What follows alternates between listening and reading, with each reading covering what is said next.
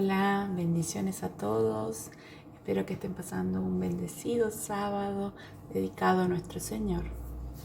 Saludo a todos aquellos hermanos que se encuentran lejos, en algún lugar del Uruguay, que aún no nos podemos reunir en la escuela bíblica presencialmente y vamos a poder estudiar un poco más de la lección de este sábado, la lección de número 8, que se llama Una nueva forma de caminar. Amén. Vamos a ver el objetivo de nuestra lección del día de hoy. Es analizar las implicaciones éticas de la nueva vida en Cristo Jesús que se ve en Colosenses en el capítulo 3, en los versículos 5 a 11. Y comprender el desafío propuesto en ese pasaje. Vamos a ver de cómo debemos dejar la vieja vida y emprender una nueva vida en Cristo Jesús. Amén. El texto básico de nuestra lección se encuentra ahí en el Colosenses capítulo 3, en los versículos 9, segunda parte, al 10. Dice así: ustedes ya se han quitado la vieja naturaleza pecaminosa y todos sus actos perversos. Vístanse con la nueva naturaleza y se renovarán a medida que aprendan a conocer a su Creador y se parezcan más a Él. En la última lección tratamos con la realidad de la nueva vida que recibimos en Cristo. Han sido resucitados con Cristo, dice la palabra. En esta lección nuestro enfoque estará en los efectos de esta nueva vida en Cristo. Por eso Pablo comienza este nuevo pasaje con un por tanto. Es como si Pablo dijera, ya que han resucitado, entonces es hora de vivir como resucitados. El contraste entre lo viejo y lo nuevo es sin duda la mayor marca de Colosenses en los versículos 5 a 11 del capítulo 3. En este pasaje se pone en pantalla una nueva forma de andar según Cristo, así como la renuncia total a los hábitos y costumbres contrarios a la voluntad de Dios para nuestra salud interior y exterior. En esta lección recordaremos los daños subversivos de la vieja naturaleza, así como el único camino que puede llevarnos a la transformación de vida. Entonces, vamos a estudiar. Unidos a Jesús en su muerte y su resurrección, morimos a la práctica del pecado y nacemos a una nueva vida. En el texto objetivo de este estudio, Pablo enumera las implicaciones éticas de estar conectado con Cristo, abandonando las viejas prácticas. Incluido en este proceso de transformación, debemos cuestionar nuestra naturaleza e intenciones a diario en todo lo que hacemos. Vamos a ver cuáles son esas implicaciones prácticas. Primero, una naturaleza transformada. Pablo usa dos figuras importantes para referirse a la transformación de la naturaleza humana a través del Evangelio. La primera figura que utiliza es la de la muerte, una figura dramática y radical que ilustra la ruptura con las prácticas de este mundo, de quienes ya encarnaron la vida de Cristo a través del nuevo nacimiento. Así que hagan morir las cosas pecaminosas y terrenales que acechan dentro de ustedes. En otras palabras, debemos llevar el certificado de defunción en nuestro bolsillo, del viejo hombre. Morimos con Cristo. Por eso tenemos la fuerza para caminar en novedad de vida y hacer morir nuestra naturaleza terrenal. Debido a la nueva naturaleza, según Pablo, los cristianos deben considerarse muertos al pecado, pero vivos para Dios en Cristo Jesús. La segunda figura que refiere es a la de las ropas nuevas. Allí en los versículos del texto básico que leímos dice, ya se han quitado la vieja naturaleza pecaminosa y todos sus actos perversos.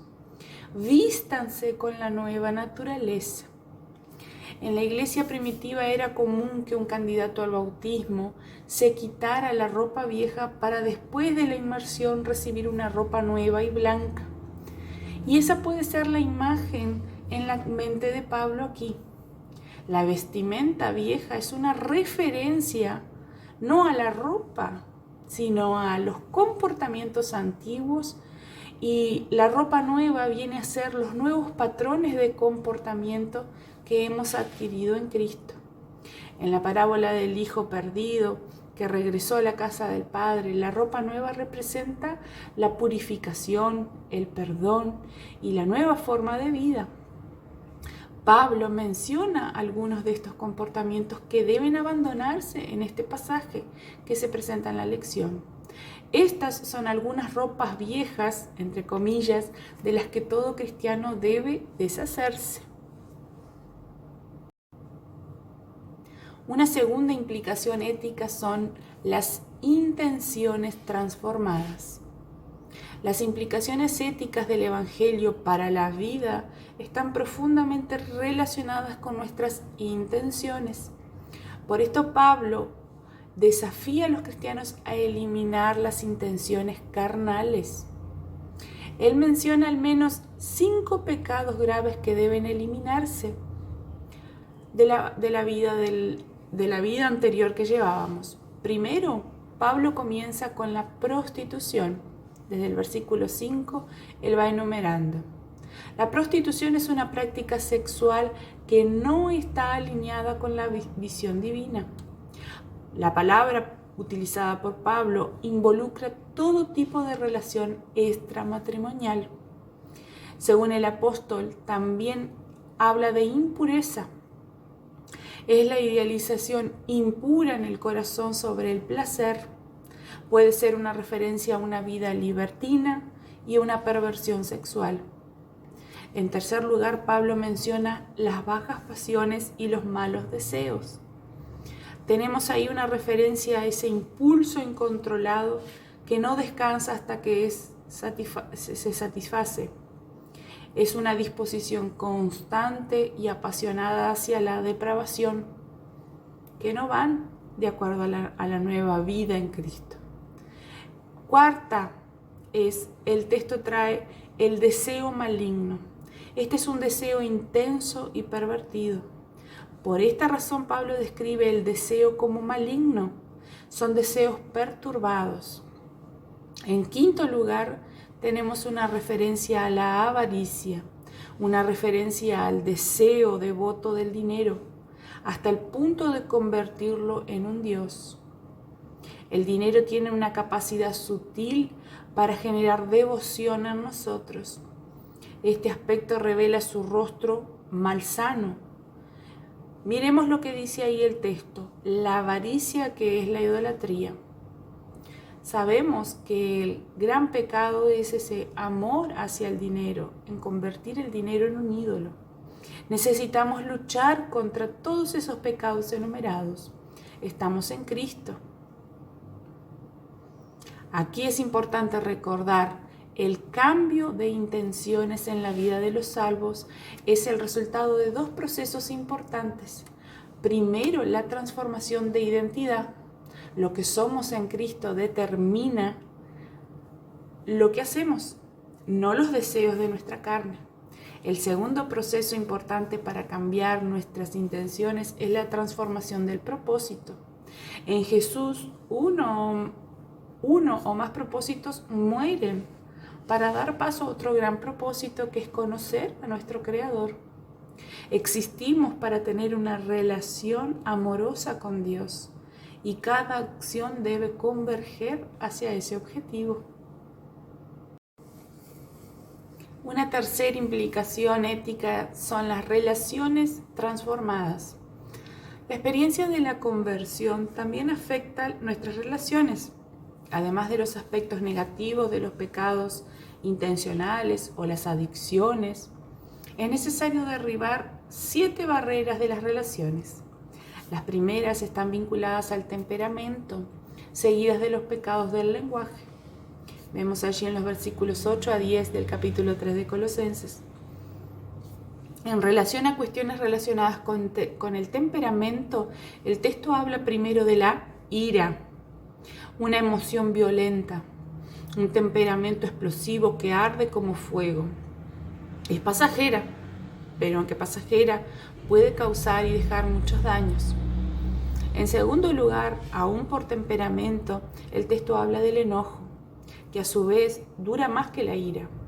Es un tipo de ira potenciada que se niega a pasar, que se niega a ser pacificada. Finalmente, en tercer lugar, tenemos la malicia, que sería un deseo maligno contra una persona hasta el punto de entristecerse cuando tiene éxito y de alegrarse y de regocijarse cuando tiene problemas. Pablo dice que estas eran prácticas que debemos eliminar de nuestra vida.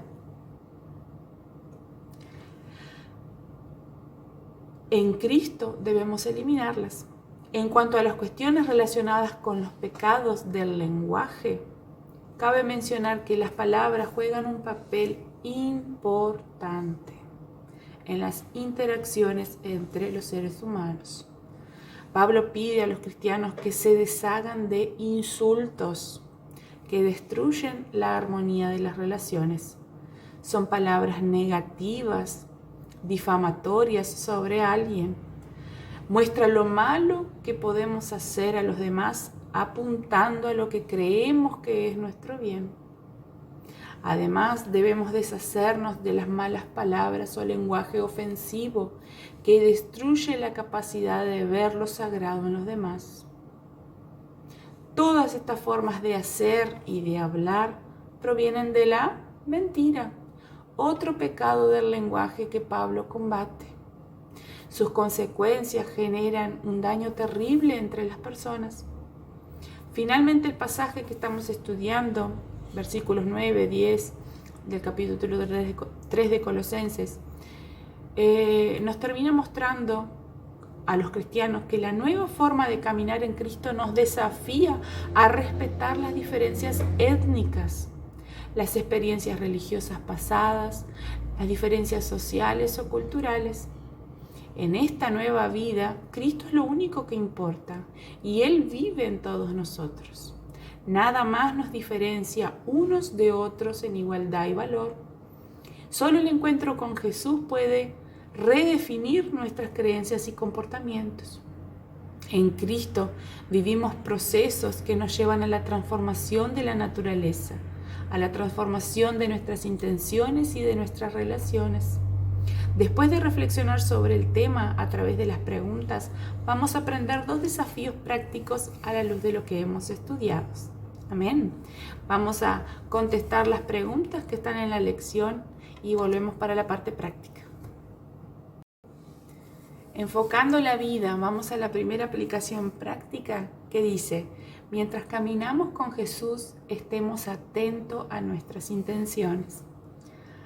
Antes de los actos purificadores es necesario purificar nuestro corazón.